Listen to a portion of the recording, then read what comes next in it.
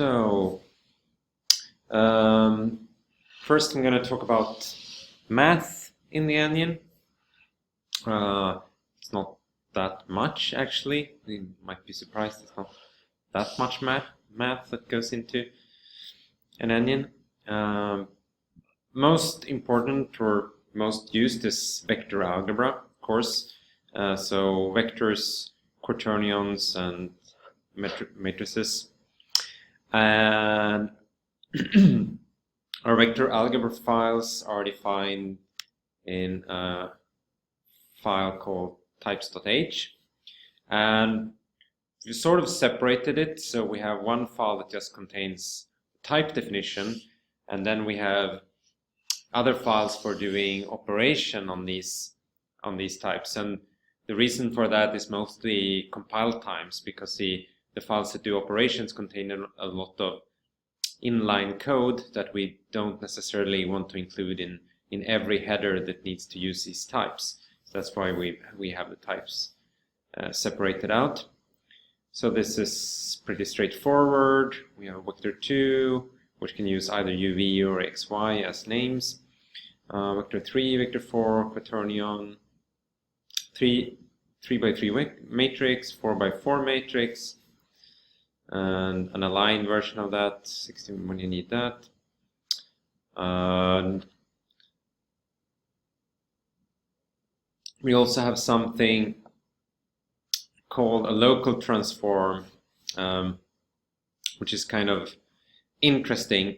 So a local transform, it represents a transform with everything you would expect, like rotation, position, and scale.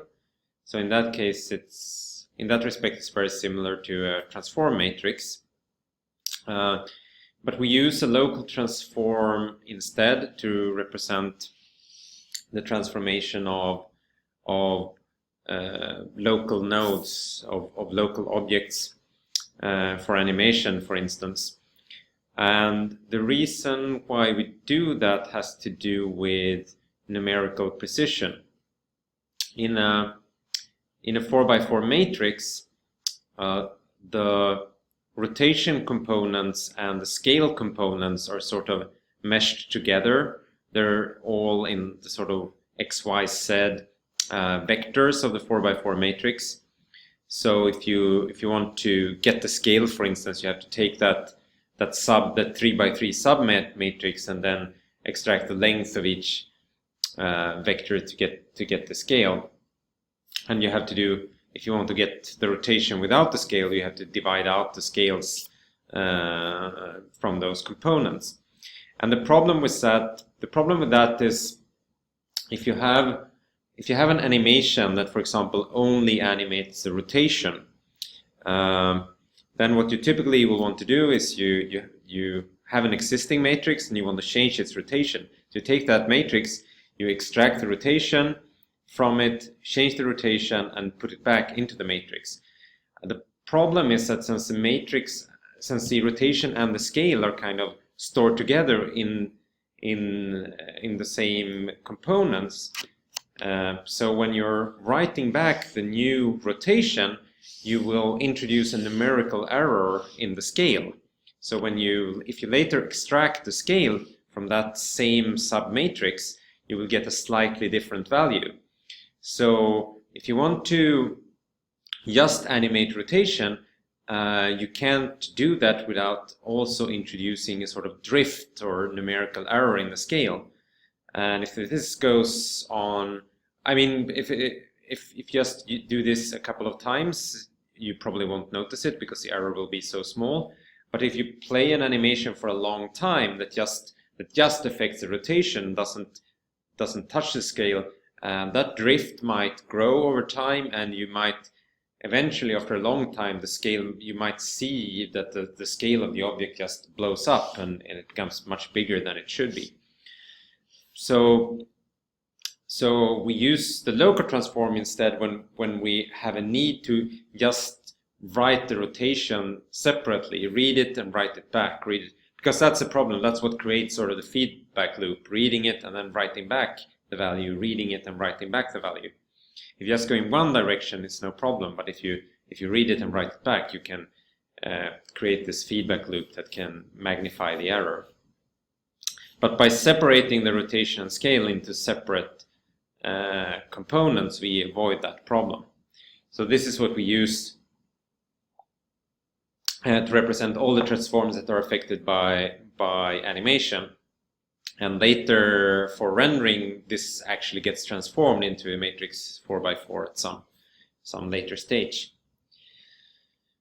So that's interesting to know. Yeah, and as I said, these the definitions on the operations we can do on these are defined in separate files. So here we have all the normal operations you would accept, like division, element by element multiplication, comparison, greater than, less than is 0, norm, dot product, cross product, all the typical things you might expect. And you find similar things for all the other types, matrices and stuff, and conversion functions for converting between quaternions and matrices and stuff like that. So that's vector algebra. Then we also have random numbers, not very complicated. It's a linear congruence generator. So typical straightforward random number generator. It stores its current state in a single state variable, and then from that state variable you can get random numbers in different ranges through these operators. The random number, as with all linear congruence generators, it generates a deterministic sequence of random numbers. So it will always, given a fixed seed, it will always return the same sequence of numbers. And we depend on that determinism in some systems. So as you saw, this random number thing here is a class that encompasses a state. The state is a seed, two different names for the same thing. So we have one global instance of this class, which is sort of our global random object, which you can use whenever you need a random number. And we try to initiate that at the boot of the process with some real randomness, as real randomness as we can get, like your process ID, the content of some uninitialized memory, or some stuff like that. But you can also create, since this is a class, you can create your own instances, and systems that require a deterministic sequence of random numbers, they will create their own local random instances of this class and initiate it with a fixed seed, and that way they will get a fixed deterministic sequence of numbers. Because if you use a global one, you don't know, some other system might at some point use it, and that will change the state of the global one, and it will start returning different numbers. So if you want a deterministic sequence, you create your own random number instance. Another thing we have in our math library is SIMD operations, so SSE or Neon or whatever the different platforms support. So the goal of our SIMD library is sort of to abstract over these platform interfaces, all the different SIMD instructions that we have on different platforms. So this creates a bit of a problem, because these APIs on the different platforms, they don't match exactly. So when we write our sort of common SIMD interface, we have to sort of stick to the lowest common denominator. Some functions may only be available on certain platforms, and then we can't really expose them. So this means that the sort of general platform agnostic SIMD isn't necessarily the fastest possible SIMD implementation, since we have to use something that works cross-platform. But it's still a lot better than using regular floating point operations, since you can do 4 or more of them at a time. So with SIMD, you kind of have 3 choices. You can either use regular floating point operations, or you can use this generic SIMD abstraction that we provide, or you can write platform-specific SIMD instruction if you really need to have complete control over every single operation that happens. For most, I mean, it's a trade-off between the performance you can get and the amount of effort you put in. Usually using this sort of generic SIMD abstraction is a good trade-off in that respect, because you don't have to write handwritten code for every single platform, but you still get most of the benefits from using SIMD instructions. So these are defined in these classes, and you have definitions for bools, float SSEs, and so on, and the typical operations for operating these objects.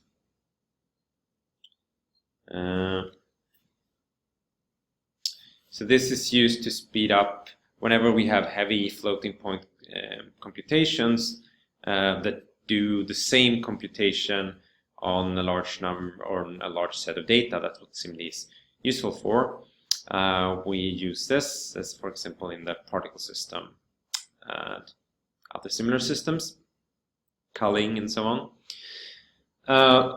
One important thing to note is that in a lot of places we suffer from the storing a vector, representing a vector 3 as a float 4 antipattern. I would call this an antipattern. So what I mean by this is that we store the XYZ component of a vector 3 in one of these SIMD float 4 objects. And the reason I call this, so this is, it's a very common thing to do, and when you start to thinking about SIMD operation, it seems kind of natural. Well, I have this vector with 3 floats in it. Of course, I should store that in one of these SIMD structures that can hold 4 floats. It seems like a very natural thing to do, which is why we have it in a lot of places in the code. But it is actually an anti-pattern. I would say it's not good behavior. And the reason for there are 2 reasons for that. One reason is that you're actually wasting like 25% of the performance here, because we're storing something that only uses 3 floats, X, Y, and Z, and we're storing it something which actually has the capacity to store and compute on 4 floats simultaneously, a float 4. So we're wasting 1 float there, we're wasting 25% of the performance, which is pretty bad. But also, some of the algorithms become pretty unnatural in this case. For example, things like a cross product, where you have to multiply the X and Y and Z components in very special ways that can require a lot of swizzling and stuff like that to do that kind of operation if you have a vector 3 stored in a float 4.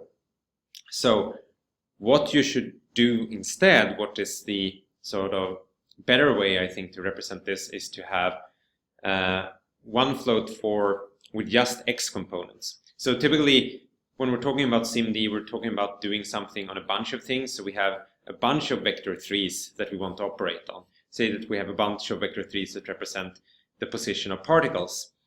So what you want to do is, instead of storing each position in 1 float 4, you store you store the x component of 4 particles in one float 4. You store the y component of 4 particles in one float 4, and the z component of 1 particle of 4 particles in one float 4. So then you get rid of both those problems. You don't waste. You actually use all 4 of these of the components in the SIMD object, and also you can write more natural representations. If you have something that multiplies an x and y component, you can just write that straight out. You don't need to do any swizzling or stuff like that. So the algorithm becomes more natural and more efficient, and we actually use all of the floats. So this is the way we should do stuff, but as I said, we have a lot of cases in the Onion where we use SIMD, where we still use this kind of anti-pattern of storing a vector 3 in a float 4. So this is something we should refactor going forward, I think, to speed up the SIMD operations.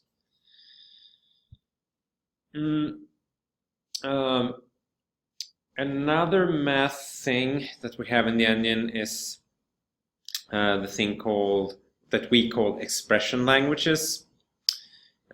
So this comes from a need to evaluate dynamic mathematical expressions.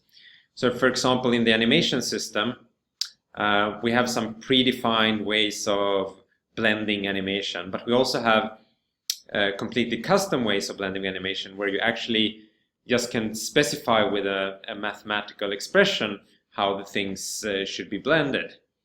And we have similar things in other systems, and it's something that can be quite useful because it takes the user from either having to, instead of having to specify only choose between a limited set of options, the user can just write whatever expression they can think of, and it's also a bit more convenient than drawing a graph for this kind of blend or whatever. You could do that, of course.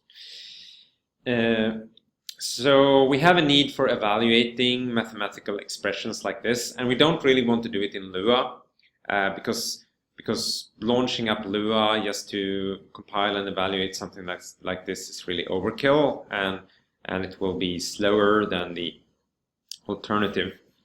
So what we have in the Onion is a small compiler for compiling just mathematical expressions like this into a bytecode that we can later evaluate.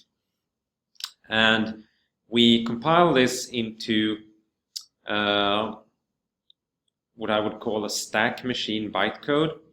It's also something that's, if you've heard the term, it's also something that's sometimes referred to as reverse Polish notation.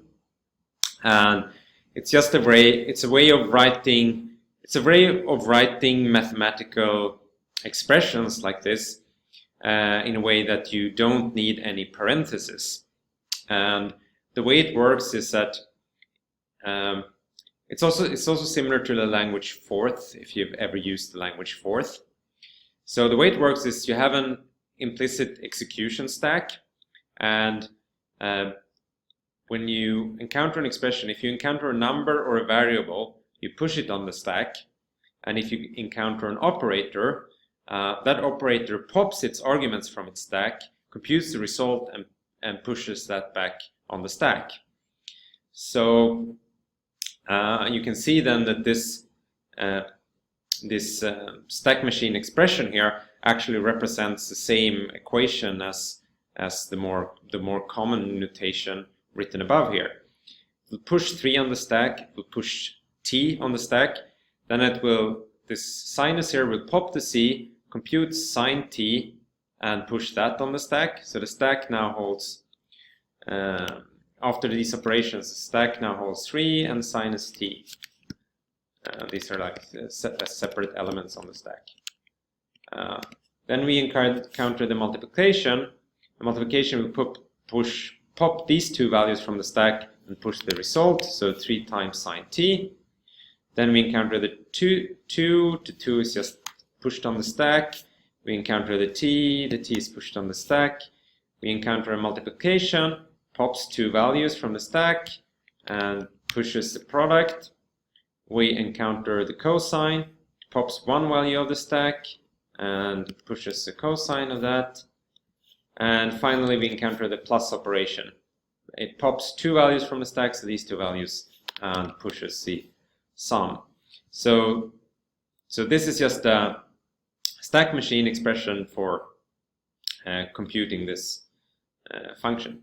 But the advantages of using stack machine is that it produces really lean bytecode. So the bytecode here just contains like one bytecode element for each of these instructions. So the bytecode element is either a fixed number, a variable that we push, or one of these operations. So it's just a list of these things. So what we have here is we have a compiler that takes an expression like this, because we want users to. It's not that nice to require users to write the code like this. It would make it easier to our parser, but it's quite easy to convert this into this. And we generate this bytecode, and then we can evaluate it later. So it looks something like this. We have a compile function. You send in the source, which is just the string, like 3 times sinus whatever. You send in the names of your variables, because the compiler needs to know about these variables. We don't have predefined variables, so we need to specify which variables are available. We also support constants. So these act as variables, but actually they are constant, so we can push the number that the constant represents directly on the stack, and also do constant folding. We actually do that as a part of the compile. And then it produces bytecode that represents this expression, and then we can later run that bytecode, passing in the current values of these variables as just an array, and get back the result of the computation stack. So you can look at this. If you're not used to writing compilers or writing parsers and compilers and bytecode generators, it may seem like a super daunting task. Like, oh my god, I'm writing a compiler. It's super tricky and difficult. Actually, it's not that complicated once you get into it. If you look at this, the entire code for this system is just 600 lines, and that includes the compiler and the runtime bytecode evaluator. So I won't go into this code, but it's interesting to note that you might think that it's such a daunting, impossible task, but really it's just a few hundred lines of code. You can actually write something that can very efficiently compile and evaluate expressions like this. So as sort of an extension of this, we also have a system that we call our vector language. So the vector language is kind of an extension of this, and it's based on some interesting observations. The first one is that the most general way of defining a particle system would be to write code. So if you look at our particle editor, typically you have some in our particle editor you have some standard like operators. You can add like acceleration to particles, you can add like spiral effects and other kinds of effects, but there's a limited set of effects that you can add, and in order to extend that set of effects you would have to go into the C code and hard code additional effects to run. So that's kind of a pain in the ass, and not something also that someone without source access or a graphic artist who doesn't really want to dig into the Onion source code can do. So it would be much more generally useful if you wanted a particle that does something very special, you could just write the code that does that. Like, oh, I want it to spin in this particular way, I just code it out. Well, the problem with that is that we don't want users to have to recompile the entire engine every time, but we can't compile code dynamically.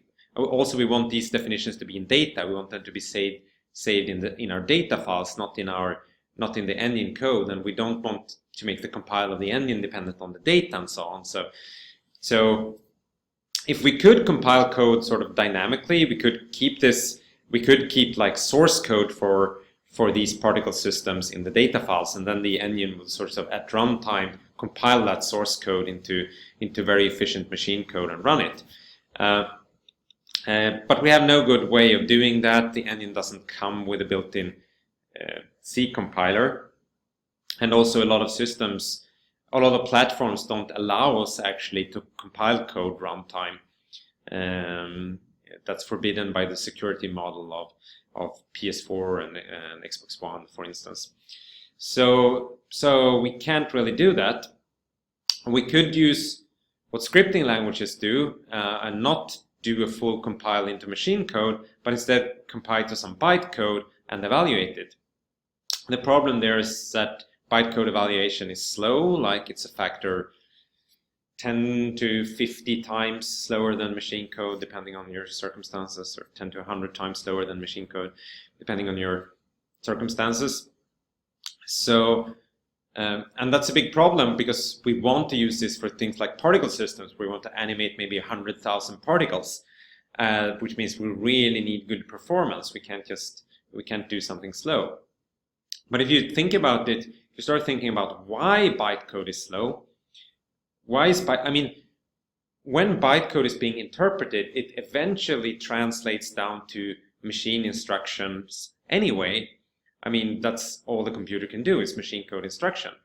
So the reason, so if you have a bytecode add operation, for example, for adding two floats, like in this stack language, for instance, here we have an add operation that will eventually add two floats, and that is a machine operation, like add floats. That's something that we have in the machine code. So that machine operation adding the floats is not any slower because it's triggered by bytecode than it would be if it had been machine compiled. So the operation itself is not the reason for the slowness of bytecode. So what is the reason? Why is bytecode slower than machine code?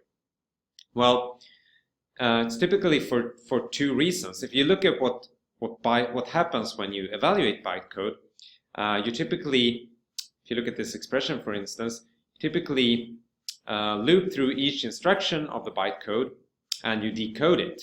So this plus here will be encoded in some way. It will be like a fixed numerical value that says that this is the add operation. So you look at that and you figure out and decode it into an actual instruction. And then you have a big switch statement, usually, which switches on the instruction you want to perform. So there's a switch statement that says, oh, this is an add instruction. Then I should jump to this part of the switch statement, and there the actual machine add will be performed. So the overhead of running bytecode versus native code is first this instruction decoding, which could be simple if in this case just comparing a number or checking if it's a push float operation or an operation like this. But anyway, we have a little bit of instruction decoding, and then we have a branch mispredict, because we have this big switch statement where we switch on the operations. We jump to different parts of the code depending on what the operation is, and this is typically not something that the branch predictor can figure out what our next instruction is going to be. So we pretty much get instruction cache misses and pipeline flushes on each of these in each of these branches. So this is the reason that bytecode is slower than machine code. But, and this is the sort of interesting observation here, for this use case where we're doing the same operation on a large number of things, like we're doing the same computation on a large number of particles, we can amortize this. So we can parallelize the bytecode. So instead of having bytecode that operate on one particle at a time, we can operate on a bunch of particles. Say we can operate on 128 particles at a time. And the nice thing about this is that we only do the instruction decoding once, and we only do this branch mispredict once, and then after we do that, we sort of have a tight loop where we do 128 adds, for instance. So these slow things, instead of doing these two slow things and one operation, we do the two slow things and then 128 operations.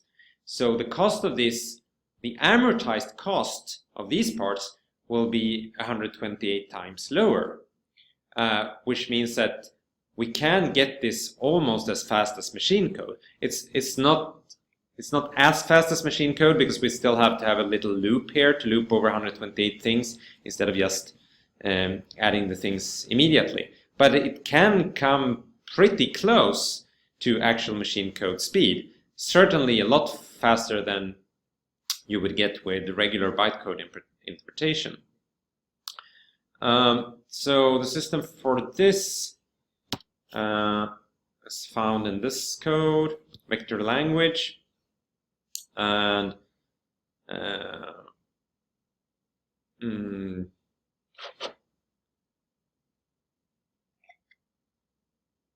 there's a compiler for this too in a separate file that I don't remember what it's called right now. But anyway, you compile it into bytecode, you run it, you specify data channels for it to operate on for all these for these number of objects that you're operating on.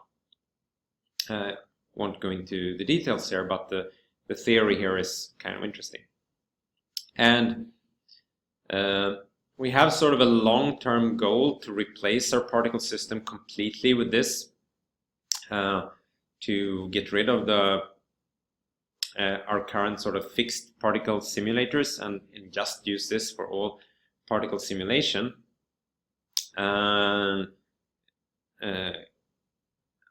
It's kind of interesting. I think that's something we should do in the long run.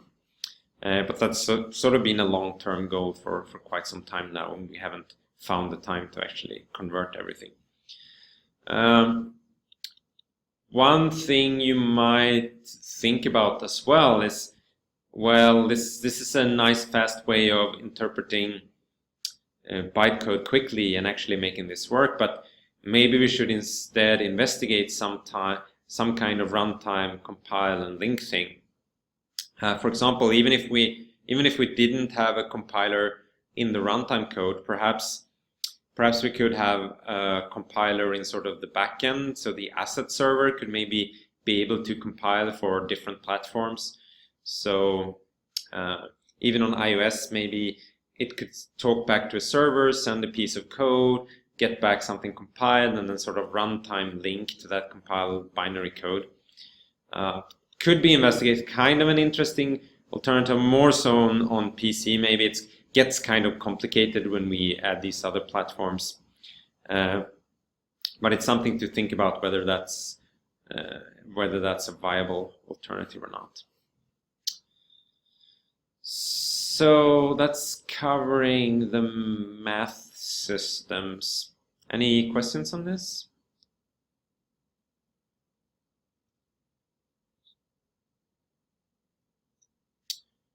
All right, let's take a 2-minute break and continue then with the next part.